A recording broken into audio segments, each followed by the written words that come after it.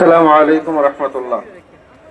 ইসলামী আন্দোলন বাংলাদেশ ঢাকা মহানগর কর্তৃক আয়োজিত আজকের এই বিক্ষোভ সমাবেশের সম্মানিত সভাপতি, উপস্থিত ইসলামী আন্দোলন বাংলাদেশের কেন্দ্রীয় নগর নেতৃবৃন্দ, সংগ্রামী ভাইয়ের আমার, আপনারা 2024 সালের জুলাই মাসে দেখেছেন যখন ছাত্র জনতা ব্লকেট দিয়েছিল, রাস্তার পাশে পাশে লেখা ছিল সাময়িক অসুবিধার জন্য দুঃখিত, রাষ্ট্র সংস্কারের কাজ চলছে।